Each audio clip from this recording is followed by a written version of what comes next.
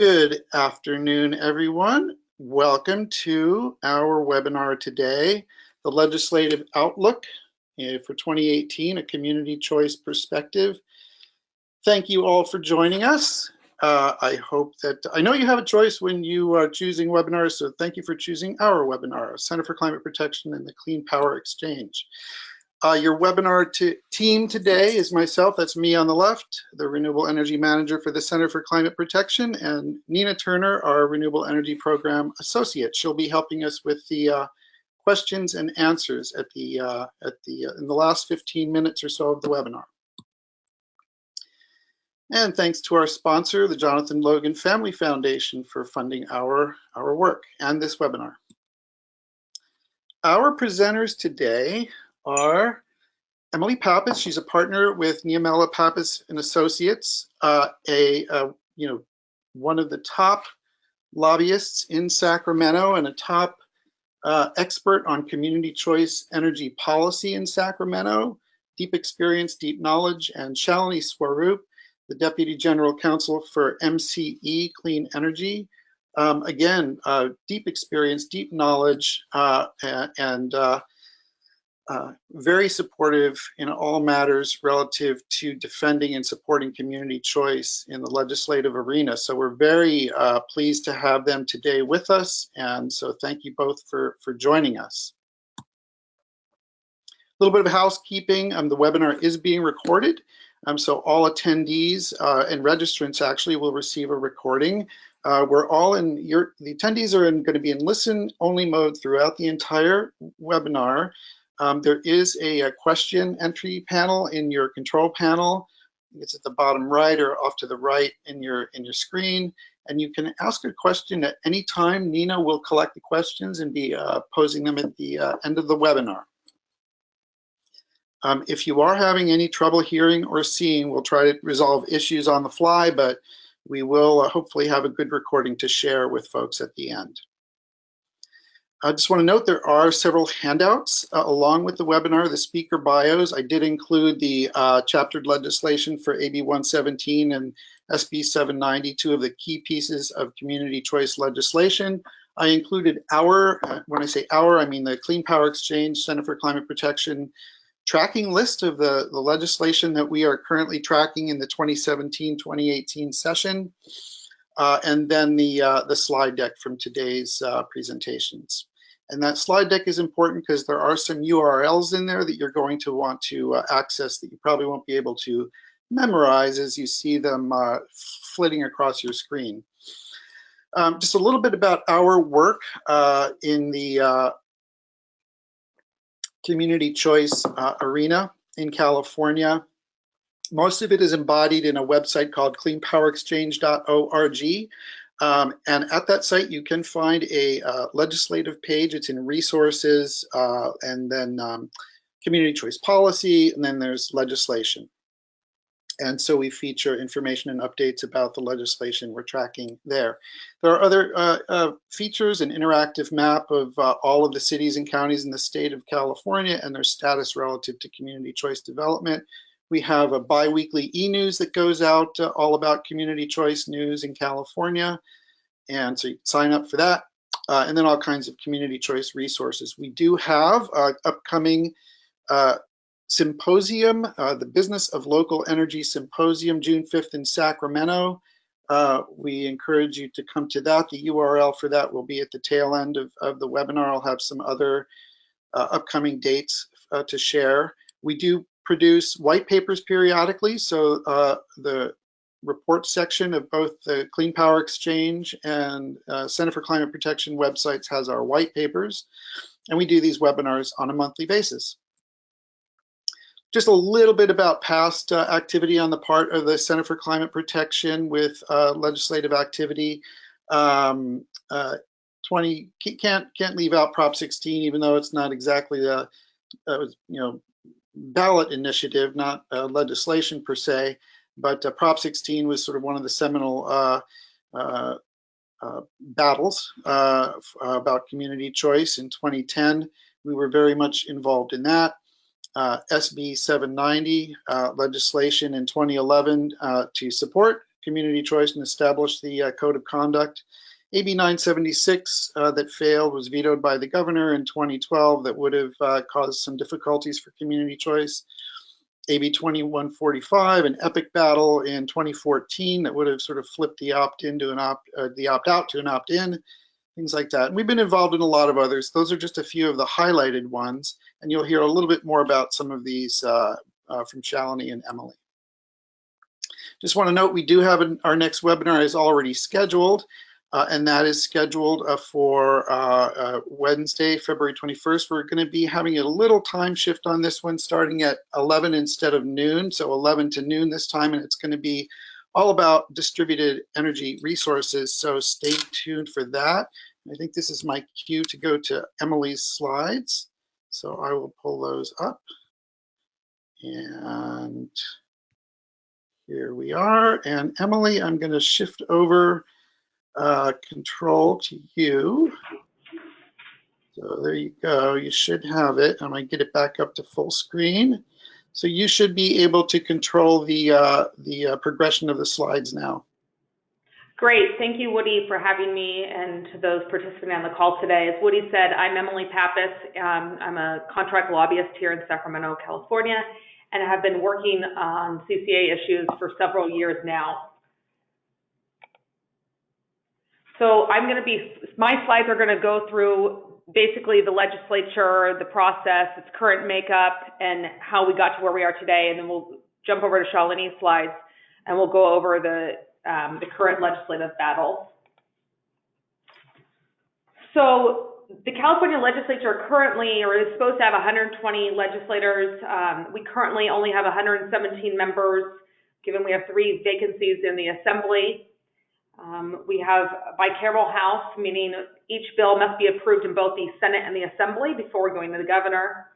And we have 2-year regular legislative sessions. So right now we are in the second of the 2-year legislative session, and a new 2-year session will start next year. Our working year, we're a full-time legislature from January to September, and we have 3 months of interim, but things are still moving at a fast pace at regulatory agencies during that time. So here, this slide is who is the California Legislature. So what we did here was we just did a caucus breakdown of both the Senate on the left and the Assembly on the right of their makeup this year in 2018. You'll notice that the Democrats carry more seats. So how does this translate into governance? Well, you already know that all of our statewide elected officials are Democrats, and before this recent loss of 3 members in the Assembly and one on hold until an investigation done in the Senate, that the legislature has lost their 2/3 majority at this point. We're pretty confident they will regain the 2/3 when those special elections are held to replace those seats. But what is a 2/3? What does it mean? It's really a lot of power. It means as a caucus, Democrats can unilaterally pass taxes and fees, send items to the ballot for voter consideration without any Republican cooperation. That those would include items such as constitutional amendments and bonds. It means that the Democratic caucus can pass bills that go into effect immediately, urgencies, and perhaps more importantly, it means they can override anything that the governor vetoes. So we haven't seen that happen often. With all that being said, while that sounds like a lot of power, there is a moderate caucus within the Democratic legislators, and that means that they maybe take more moderate positions on what a 2/3 agenda may look like, and which means often tempering any of those threats that I mentioned earlier.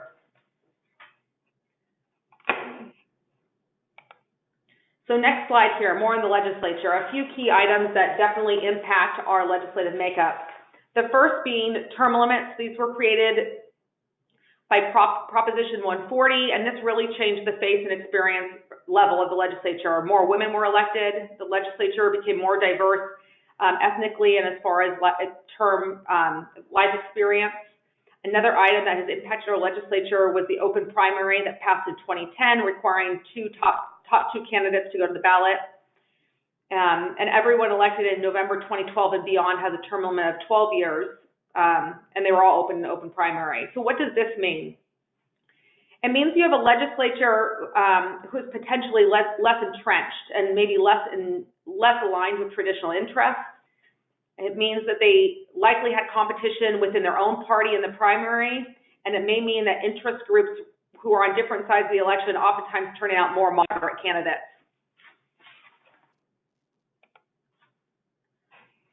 More on the new legislature. So 20% of the assembly has served less than 2 years. 1/3 of the legislature overall has served less than 2 years. More than 20% of the assembly is under 40, and more than 1/4 of the legislature has less than 10 years, plus or minus 10 years in front of them. So this is really showing how those items from the previous slide have changed the makeup of the current legislature that we are working with. I think we can safely say it seems like there's much more patience, incrementalism, more focus than maybe we had seen from legislators that were termed out with quicker terms. And I think these things have all focused to positives in the legislature. So taking a step away from who the legislature is, we wanted to talk briefly about the legislative process as far as how, when a bill is introduced, then what happens. So once a bill is introduced, it's assigned to a policy committee. The majority of the CCA bills have gone through the Senate Energy and the Assembly Utilities and Energy Committees and the Environmental Quality Committees. After a policy committees, most of these bills are referred to the Appropriations Committee, which is where the bill's fiscal impact is discussed. Senate Energy is chaired by Senator Benueso, and Assembly Utilities and Energy Committee is chaired by Assemblymember Holden. Policy committees oftentimes is where the most robust discussion on these bills happen, and also time for public comment and testimony, which Woody and his group have been and done at every step of CCA bills. So Assembly Appropriations Committee is chaired by Assemblywoman Lorena Gonzalez-Fletcher, and in the Senate over by Senator Ricardo Lara. While the fiscal committees are only supposed to be considered, while the fiscal implications are only supposed to be considered in these committees, it's really a place where some bills see a silent death or changes to the bill because larger political dynamics are often at play as bills get to that point. So building CCA legislative champions. CCAs have worked hard over the last several years at really building legislative supporters. These have been cultivated for several years. These members are really essential when there are CCA problematic bills. Some of these legislators have asked for amendments. They've voiced concerns in committee policy committees on the floor. They have raised issues of concern to the Senate and Assembly leadership, as well as in the governor's office. Unfortunately, due to term limits, we had lost in the recent past several very CCA friendly legislators, including Senator Leno and Wolk. But as more CCAs have continued to come into fruition, we have continued to see more CCA CCA friendly legislators, but we also have a great need to continue making sure that Assembly members and senators are educated and primed on CCA issues in progress, especially those that have a CCA or forming CCA in their district. So I believe Woody's intro slide briefly mentioned SB 790, but as we will delve into Shalini's slide, I thought it would be to give a good refresher on these two bills that made CCAs possible. The first bill was AB 117 from 2012, and this created the formation of CCAs. It set up a general framework for CCA program elements, as well as required the IAUs to provide certain services.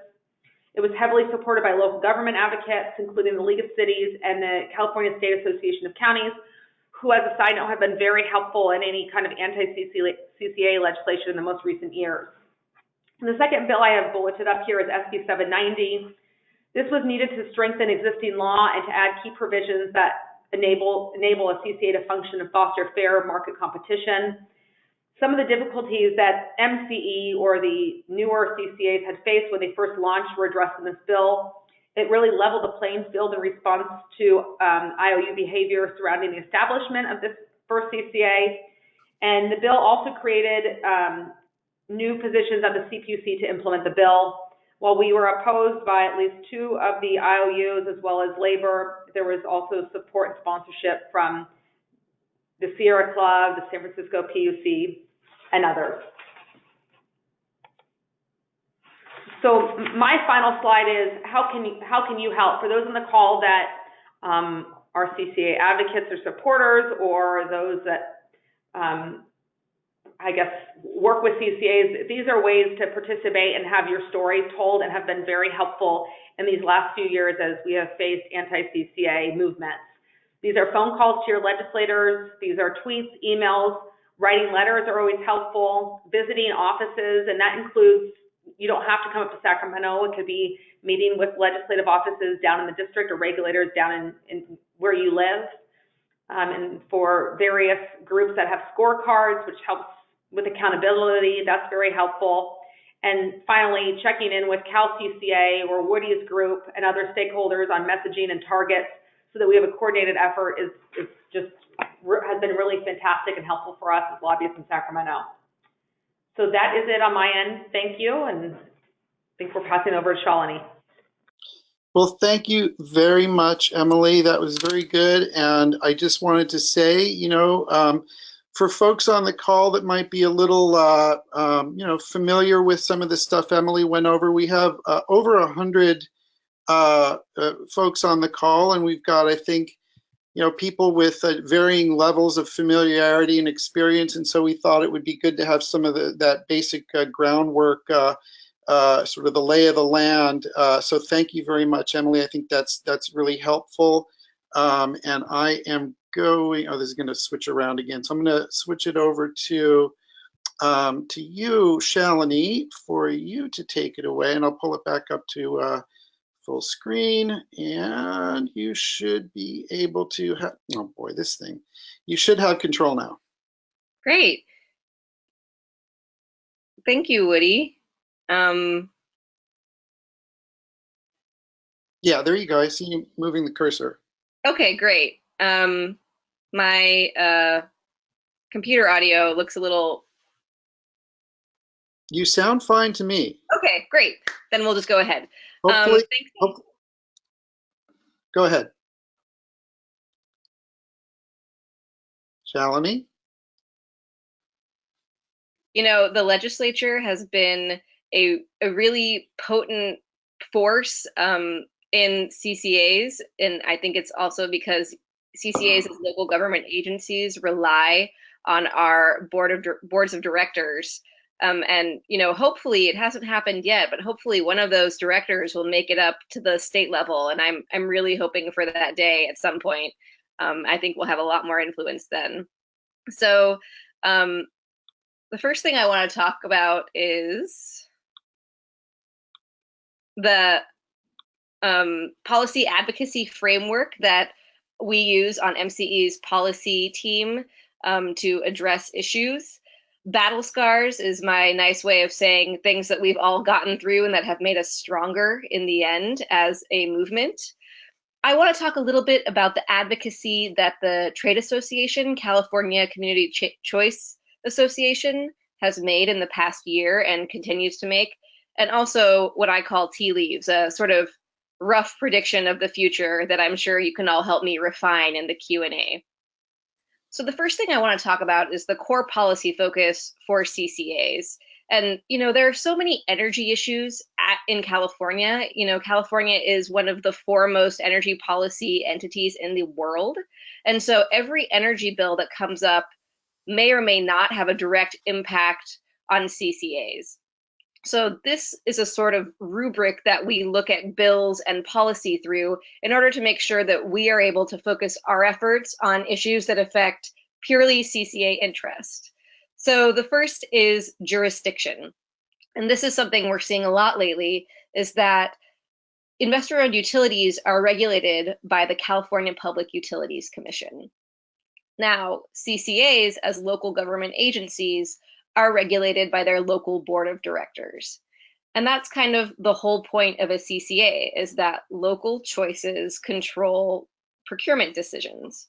And the local programs and local revenue and local job creation and local priorities are all part of the energy decision-making process in a community. So what we have seen lately is that there have been some developments as CCA grows throughout the state. State regulators are getting very nervous about the rate of growth of CCA. And so we see them continually trying to push back on this jurisdiction issue and trying to assert a little bit more control in a place where they haven't previously had control. So that's something that we look at bills for, and I'll discuss that a little bit more later. Something else we look at is cost allocation. Because CCA customers are purely generation customers, and they're still utility customers for transmission and distribution, we want to make sure that all of those costs are fairly allocated.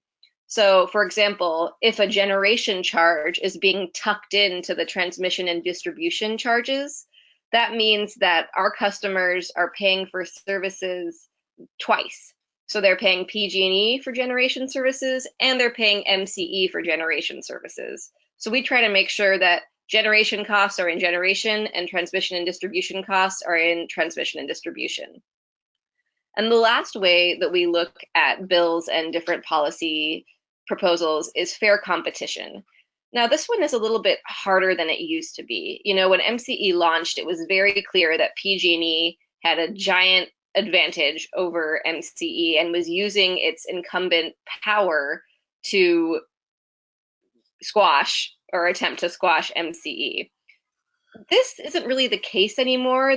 You don't typically see outright efforts from the utility companies trying to quash us as much. What we're seeing now is the development of rules that apply to CCAs and utility companies differently, and that really can be problematic. So, for example, if there was a bill that prioritized large hydropower, although on its face it wouldn't affect a CCA and a utility company differently, if you dig into it, all of the large hydropower resources in California are built and owned by the utility companies, and there aren't any that are built and owned by CCAs because we are new. So it's really looking at new rules and policies that are being proposed and ensuring that the new kid on the block gets the same and fair shot at fulfilling the same responsibilities as the utility company. So with that, I'll talk a little bit about our battle scars. I think Emily and Woody already went into this pretty deeply, so I don't need to remind you guys. The only thing I will say is that through 2145 in 2014, I know we have a lot of folks on the webinar who were really active in that struggle. And I think it took everything from the lobbyists, from the CCAs, and from our grassroots partners to kill that bill. And I think what was really amazing that came out of it is that we have all of these great organizations now that have really been able to crystallize and solidify their advocacy from that incredibly hard experience. And so I feel a little bit like things like the Clean Power Exchange, you know, were born a little bit out of struggling and you know, fighting for CCAs. So I think that was the one good thing we did not anticipate out of this mess of a summer of 2014. Great. So I'll talk a little bit about the advocacy from the California Community Choice Association. This is a trade association of all operational CCAs.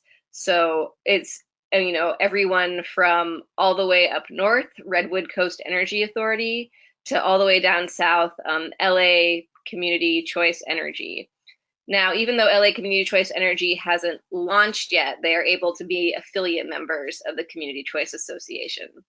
So right now, every active CCA is a member of the trade association, and the association really aims to push more CCA-friendly policies in regulatory agencies and the legislature, and also to collaborate and share best practices among CCAs. No one needs to reinvent the wheel here, right? We're very open and collaborative and share a lot of materials with each other and a lot of lessons learned, which I think is really great because, you know, Lancaster has a great electric bus pilot right now, and we're learning from that, and we're learning from Sonoma Clean Power's electric vehicle pilot. So it's a really great forum for us to all share our best practices. Specifically on the legislative side, last year was the first full year that CalCCA has been in operation, and I actually think we made a pretty big splash, and I think Emily can talk to that a little bit later as well. We had an early meeting with key champions, and we had an educational briefing where we presented to over 50 legislative staffers. And I think that's really important because CCA is the new kid on the block, as I keep saying, and a lot of staffers are just unfamiliar with how we operate, what our obligations are. Many of them don't know that we have the same renewable portfolio standard and the same resource adequacy requirements that any other utility company has. Some of them might not know that we do a lot of reports to the Public Utilities Commission and the Energy Commission, ensuring that we comply with compliance requirements. So I think that's something we always are fighting a battle of misinformation. So that's where I think CalCCA can come in handy. Last year, we had a meeting with the Senate President Pro Tem, Kevin De Leon, and his advisor. And we do try to do continuous education to members of key committees. This includes mostly the Senate Energy Committee and the Assembly Energy Committee, sometimes the Natural Resources Committee, and also the Environmental Quality Committees. So if a bill goes to any one of those committees, we hope that the committee members and legislators who sit on those committees are familiar with CCAs and how proposed bills might impact us. We also were able to make a presentation to the California Environmental Caucus. So that was really exciting because I feel like, you know, environmentalism and CCA goes hand in hand, and I'm really glad that we're able to reach a more broad audience in Sacramento. I do want to talk a little bit just about two things on this list. The first is SB 618, which was a Bradford bill, and that was a bill that would have extended the jurisdiction of the Public Utilities Commission over community choice energy programs. And I have to say, I was so impressed with the way that the community came out and really resisted this bill. And it ended up being significantly amended in the very first committee.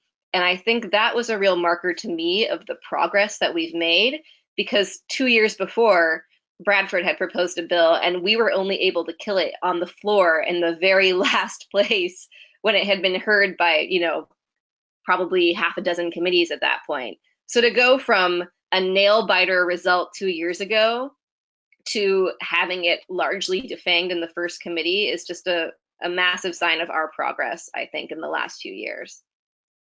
The other bill I want to talk about is AB 726 and AB 813. They were actually the same bill with two different numbers. And that was really the one that we had to fight about a lot last year. And that basically indicated that the utility companies would do a large amount of renewable procurement and then pass those costs on to CCAs. And, you know, the thing that we were saying is, we're fine with the new renewable procurement target, but you have to let us fulfill it ourselves, because the whole point of a CCA is that we pick our own resources and we have our own goals that exceed the state's goals, and we really need the authority to manage our energy portfolios in the way that our communities think are best. So moving on to advocacy this year, we are big champions of SB 100, Senator Kevin De Leon's bill to ensure that the California electricity grid is zero carbon by 2045. That's something that we obviously are very excited to support. Last year, it did get a little bit derailed because of potential amendments that would allow utility companies to have ownership of new energy technology resources on the grid.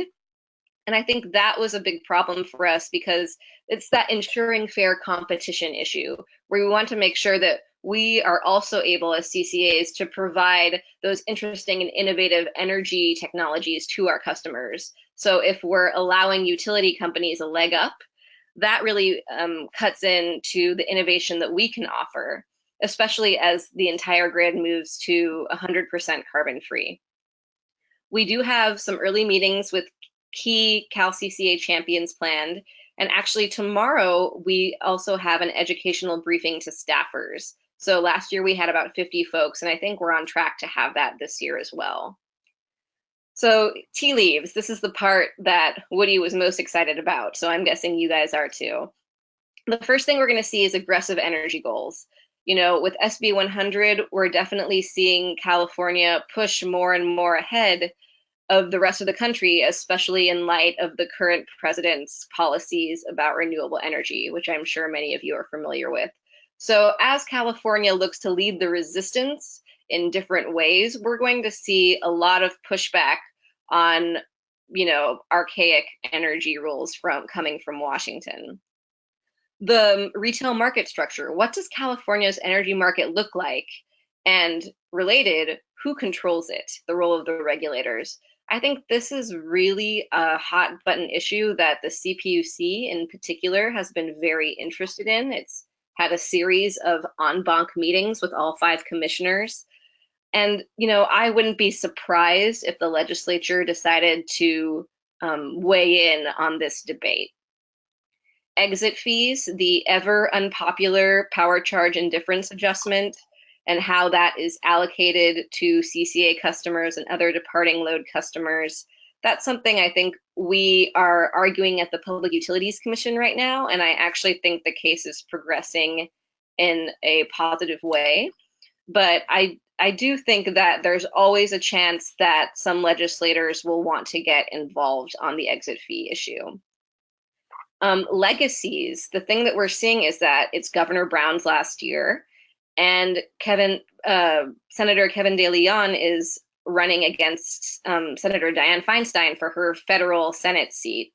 So he is also looking to make a splash. So both Senator De Leon and Governor Brown, this is kind of their last shot in California state policy right now. And so they're both looking to build their own legacy and to make an impact.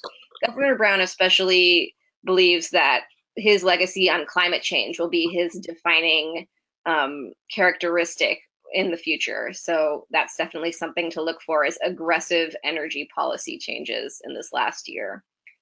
And lastly, champions. You know, we have been having meetings with every legislator who represents a district that has a CCA in it, but we're going to need your help, right? I think our local elected officials are very convincing, but so are their constituents. And, you know, I'm just going to echo what Emily said, is that, you know, meetings with them, phone calls, you know, if you see them at the crab bake kind of a thing, talk to them about CCA and what it means to you. I think that is always more convincing than someone coming in with a suit.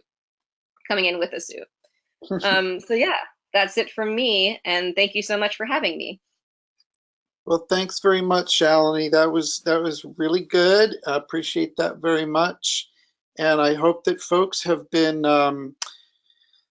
typing their questions into the Q&A panel because now is our time for the Q&A. Nina, are you there on the line? Yes, I'm here. And do you have some questions come in yet?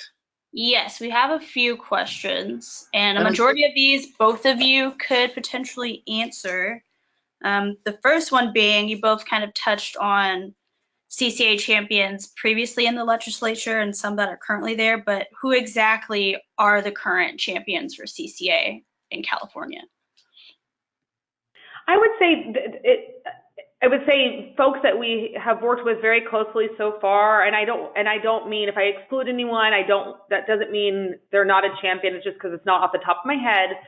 But I would say Senator McGuire, Senator Allen, Senator Hill, Assemblymember Levine, Assemblymember Bloom, Assemblymember, Gloria.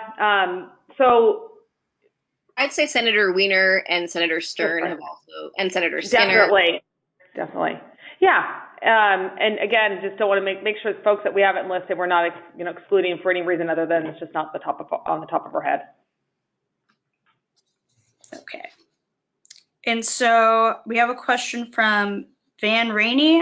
Is legislation necessary to make the process of determining PCIA and exit fees more transparent? Thanks for that question.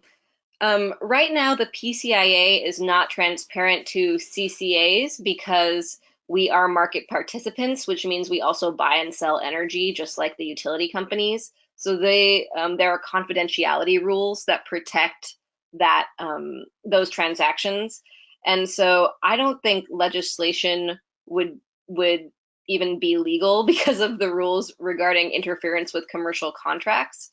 But I do think that if legislators were going to weigh in on the PCIA, it would probably be in favor of the utilities as opposed to community choice aggregators.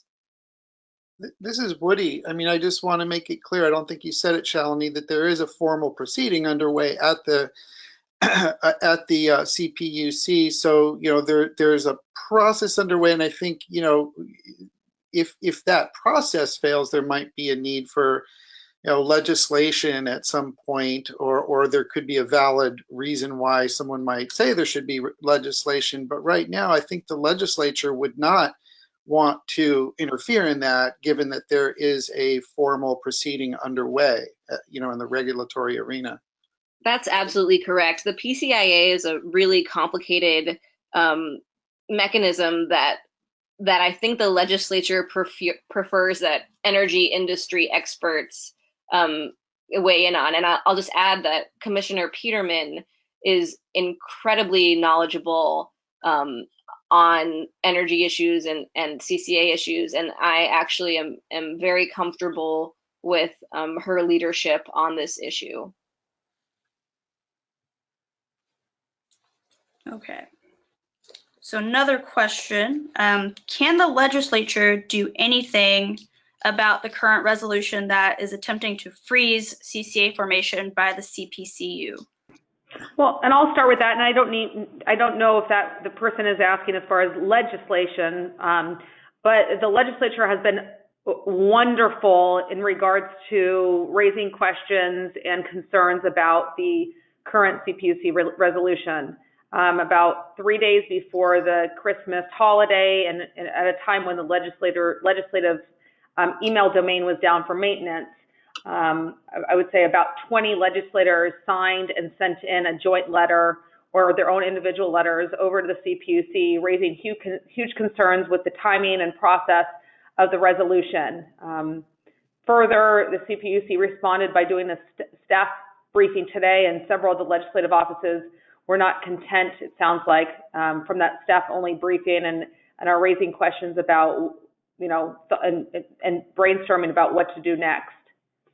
Shalini, I don't know if you have anything else to add there. Yeah, I think the answer is they absolutely could if they wanted to. From my perspective, I would like to see a little bit more about how the situation develops at the Public Utilities Commission.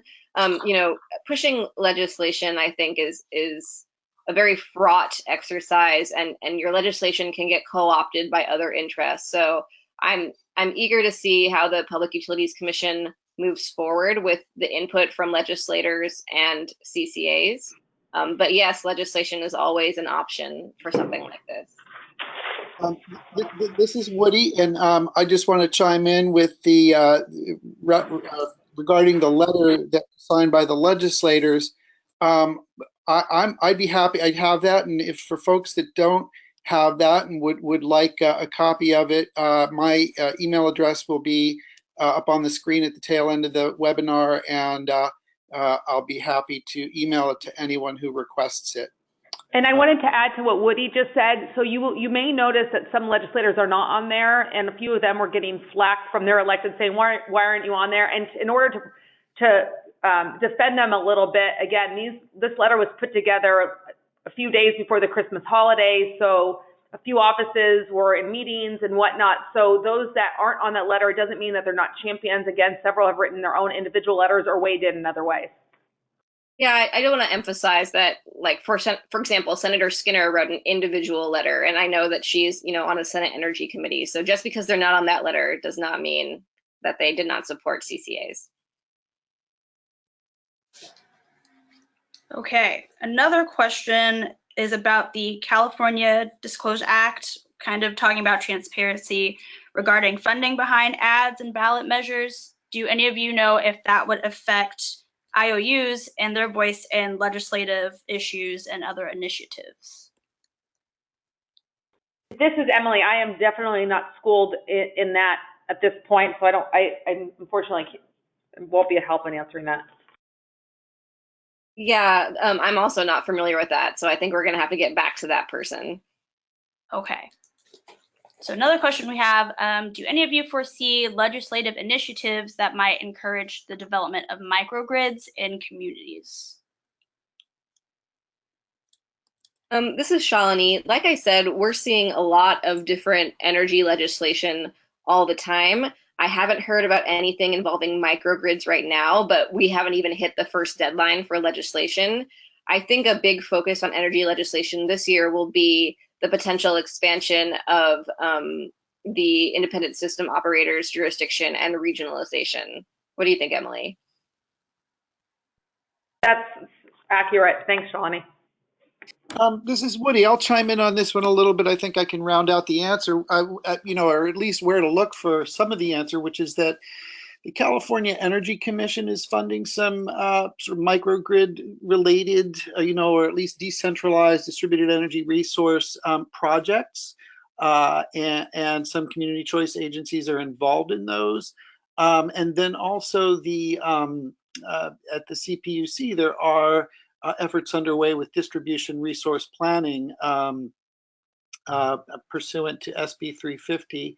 And so there is, there is activity of that nature underway, just not necessarily something, I'm not aware of anything that's specific to microgrids specifically, but what I just mentioned, and certainly some bills related to accelerate or expanding solar and storage, and those are in the list of bills that we're currently tracking. So there's things that relate to microgrids, but not necessarily microgrids by name, I would say. Okay, and the next question refers to the new federal solar tariff. How do we think the California Legislature and regulators will respond to that? And will this affect CCAs based off this new solar tariff? This is Emily. I do believe in doing various meetings, not on that topic, but just on energy over the interim and over the first few weeks. That several offices have been lobbied on that issue, raising concerns and what that means for California, and that includes, the governor's office. And so I think folks are brainstorming and thinking about, is there a way to help that through, whether it's legislation or some other efforts in California. So I wouldn't be surprised if we see something introduced on that here. This is Shalini. I mean, there's no question about it that it's obviously going to raise the prices on building specifically solar projects. The thing I will say is that many CCAs have already contracted out in multiple year contracts. So this might affect newer CCAs more, obviously. And so that's unfortunate. I also think that the tariff will decrease over time. So obviously, even though it's very concerning for all of us who are trying to build, I'm not sure it will have a complete stifling effect. I think it will absolutely have a chilling effect, though. The other question we have is, what are your opinions on the effect and role of proposed regionalizations on CCAs? Well, Shalini, I'll let you chime in there on the CCA/Cal CCA position, but for those that are on the call that weren't aware, yesterday, Assemblymember Holden, again, the chair of the Assembly's Energy Committee, had a stakeholder meeting in which they called everyone in and passed out amendments to their bill that was left in the Senate Energy Committee last year that will now just focus on their thoughts behind regionalization. So if you don't have that language and are curious, I'm sure Woody can send it your way from yesterday. And Shalini, I'll let you chime in on the CCA's thinking on that. Sure. Cal CCA does not have an official position on regionalization.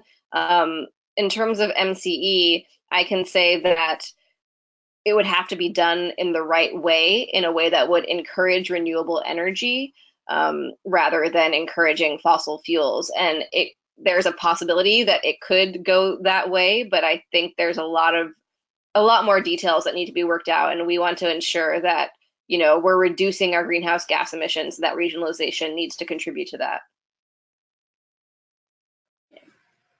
What EV related policy do you see as relevant for the CCA community to weigh in on, and are Cal CCA members organizing around EV programs and policies currently? Sure. Well, right now, the EV policy issues that we're looking at most is at the Air Resources Board, and specifically the Low Carbon Fuel Standard.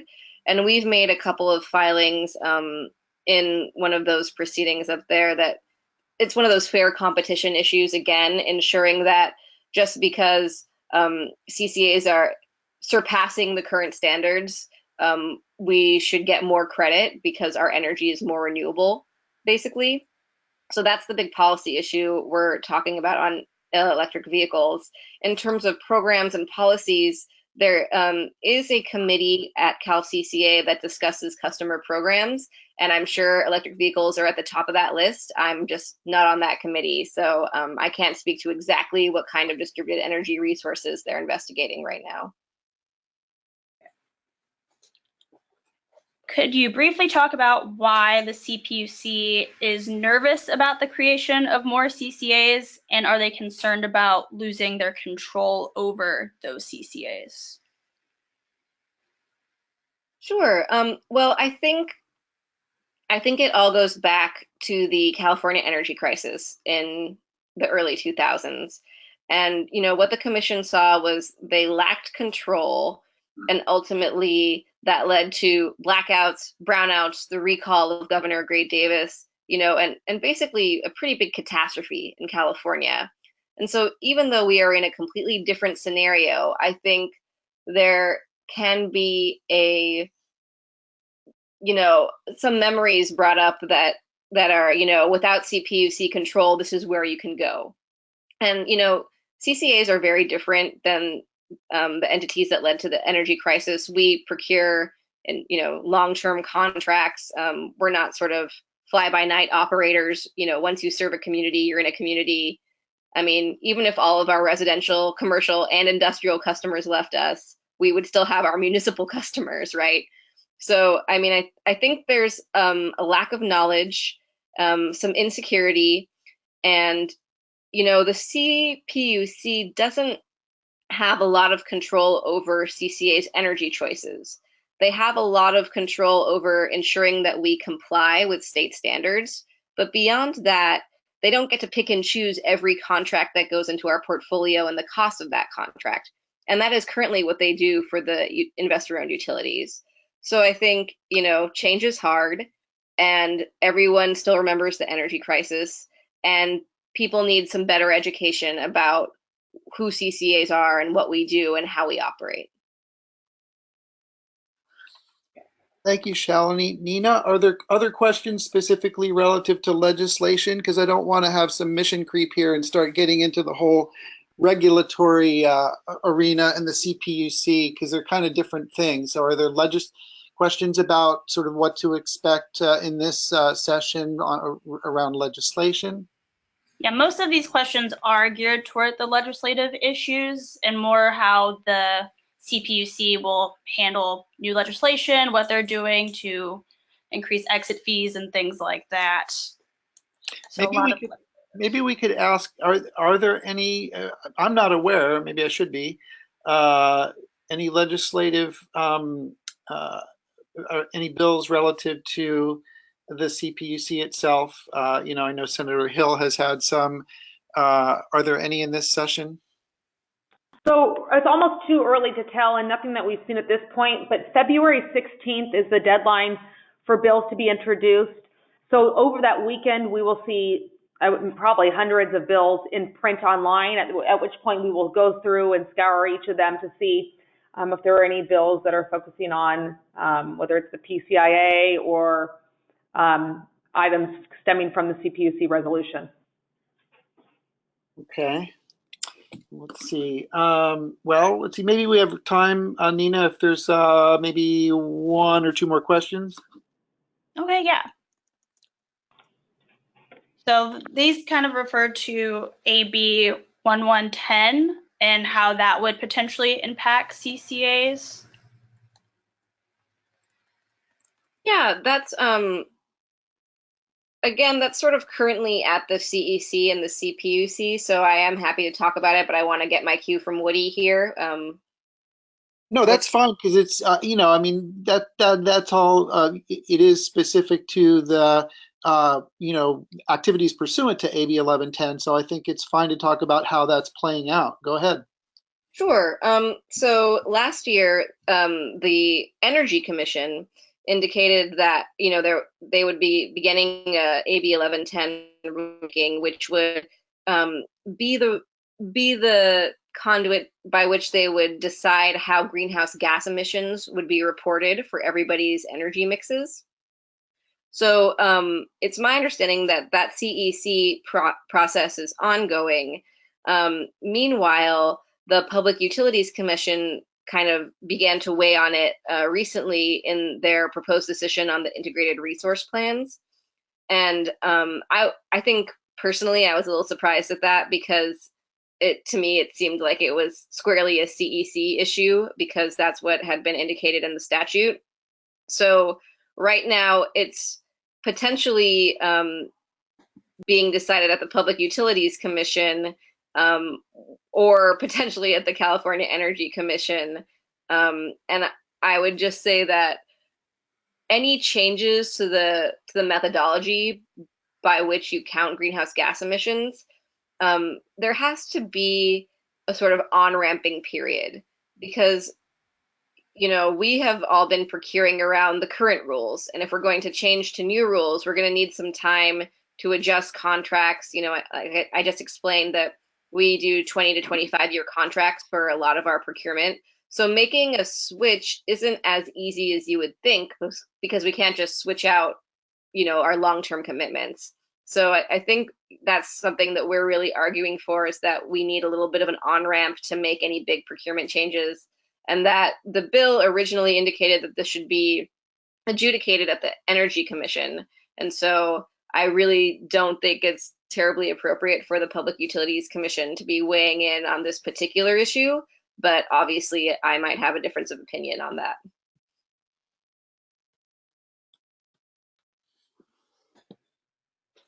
Do you want to do one more, Nina? You have another question? One more question? Okay.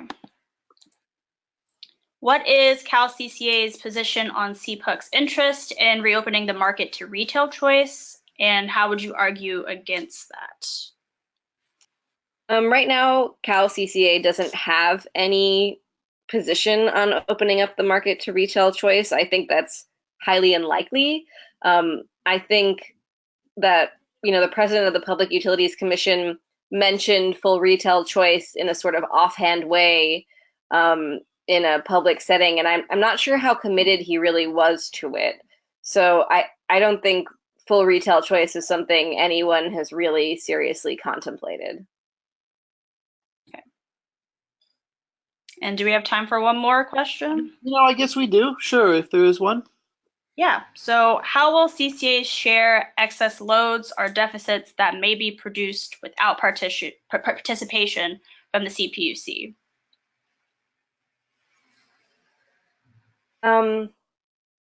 I guess they're talking about our energy procurement. Do you think that's right, Woody? Yeah. So right now, each CCA handles their own procurement.